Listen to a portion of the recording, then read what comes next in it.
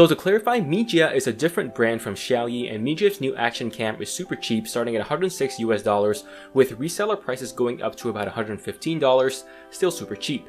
And for that low price, you get an action cam that can shoot at true 4K at 30 FPS, a gyroscope, accelerometer, and a touchscreen on the back as well. So is this going to be a good action cam? I honestly have very high hopes because it is Xiaomi, and after all, Xiaomi does not mess up that often. So before we begin, can you help me out and press that like button? It would help this video out a lot. So this action camera is not mini by any means. It's actually a lot bigger than the GoPro and even the Yi 4K, which honestly isn't a bad thing, but let's face it, this is not a mini action cam. The body is made out of sandstone like the OnePlus One, with soft rubber on the front, plastic on the back, and a metal lens housing. This whole thing feels pretty durable, so no problems there. The cam is pretty minimalistic, nothing on the front, just a power on and record button on the top, battery compartment and screw hole on the bottom, and a micro USB plug on the back. There are two things I want to talk about. First, there is no cover for the lens, it's just a plastic wrap, and once you take it off, you cannot really protect the lens anymore, which is sad. And the second issue is that there is no waterproof case included in the package, and there are no cases available to buy, which is annoying, so you have to wait before you use it in water or in dangerous conditions.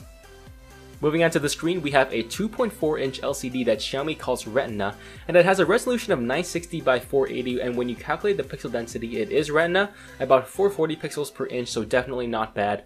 But max brightness isn't actually that great. I cannot find any info on the actual number, but it's hard to see in super bright sunlight. The touchscreen is pretty responsive, but it does not feel that way because of the software, and I'll talk more about that later, but other than that, the display here will do the job. Let's talk about battery life. I get maybe an hour and a half of 4K at maximum and 2 hours of 1080p, which is a lot closer to what I'm seeing here, and this is with stabilization and Wi-Fi on. This is close to what the GoPro Hero 5 and the Yi 4K Plus gets, so not a lot to complain about here. Charging it takes about an hour and a half.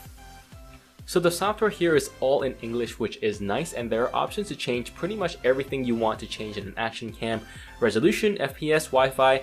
There is one thing I could not find a toggle for, and that is the stabilization, which is very strange. I do not think you can turn it on or off. You can also connect the camera to the phone using the Mi Home app, and I'll put a link to that in the description below. And connecting it is pretty simple. Open up the app, connect to the action cam's Wi-Fi, and you are in. The interface of the app is very simple also, a record button, resolution changes, and the gallery. There is a small amount of lag between the camera and what the phone shows, but it's small and not an issue.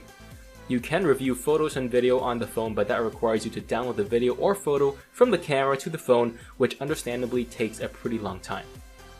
So now moving on to what we've all been waiting for, the video quality, and I've got to say, quality-wise, the 4K is pretty good. It records at about 60 megabits per second and detail is fairly well defined, but if you get up close and personal, you can tell that detail is a little bit soft compared to a GoPro Hero 5 or even the Yi 4K. You do not get the same level of super crispiness on this cheap Mijia compared to those other more expensive action cams. The lens is a 145-degree wide-angle lens, and you do get some of the fisheye distortion if you pan or tilt the camera. The EIS, or electronic image stabilization, here is not great. It's pretty much just enough for stabilizing small tremors in my hand when holding it, but not enough for big movements like walking or running. Audio recording quality is actually pretty decent. It's not really recommended for important functions like weddings, but it's handy in a pinch. Auto brightness works well when transitioning between dark and bright areas. It does overcompensate a little bit, but then it corrects it pretty quickly as well. So finally, in low light, there is a lot of noise to be expected from a small sensor on action cams, and low light video is pretty much unusable with a lot of noise and grain. If you bump down the resolution to 1080p, you can go up to 100 frames per second and up to 200 frames per second at 720p. So at 1080p, the video looks detailed enough and it's nice and smooth, but at 720p, you start really seeing the video quality take a very deep dive, so I do not recommend 720p in many situations.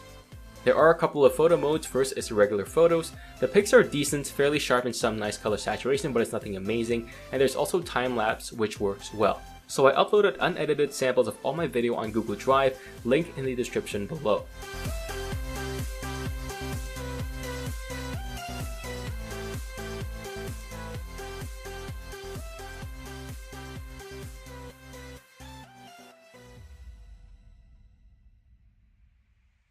So let's conclude. The most important thing here is the video quality, with everything else being secondary as long as everything else is fine, and I have to say, the rest of the action camera is great.